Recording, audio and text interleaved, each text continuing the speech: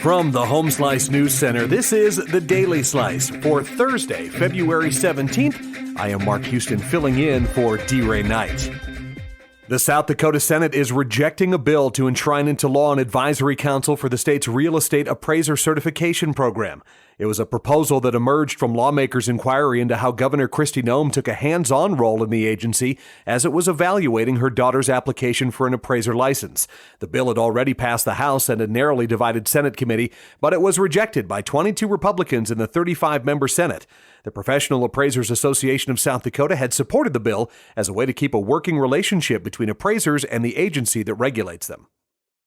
An office in the South Dakota Attorney General's office to coordinate investigations into the disappearance and murder of Indigenous people will be started through a private donation from an organization connected to St. Joseph's Indian School.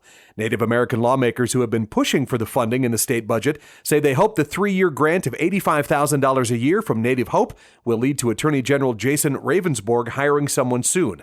The office is designed to coordinate law enforcement investigations across tribal, state, and federal agencies. It was created last year, but without funding to hire anyone.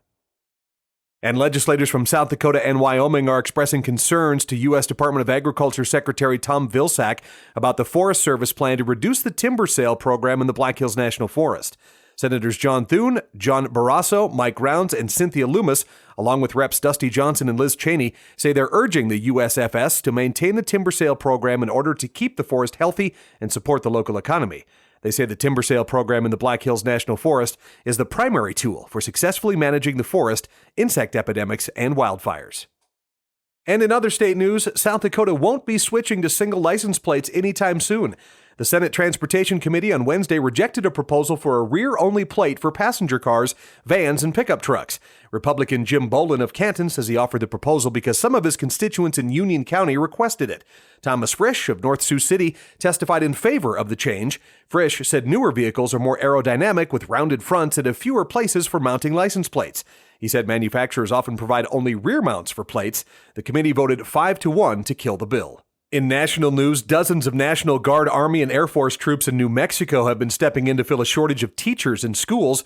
It's the only state in the U.S. calling on its National Guard soldiers to put down mission briefs and pick up lesson plans. Roughly 80 service members have volunteered to work in schools. New Mexico Governor Michelle Lujan Grisham says it's a temporary measure as state officials work to bolster the numbers of teachers and school staff. The soldiers have gone through background checks and taken brief courses required for substitute teachers before entering the classrooms.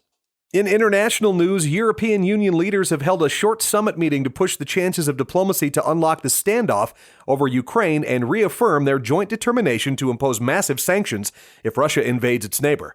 The hastily called summit preceded a 2-day EU-Africa meeting, which brought the 27 EU leaders to Brussels. It did not go into deep detail of what sanctions should be used and how those measures would hit the economies of the member states. But since unanimity among the 27 is needed to impose sanctions, any show of unity is welcome for the bloc. Your weather forecast for the rest of the day today: sunny and 40 with mostly cloudy and 29 tonight. We'll have a windy day tomorrow, hitting 49 degrees. I'm Mark Houston, and that's the Daily Slice from the Home Slice News Network.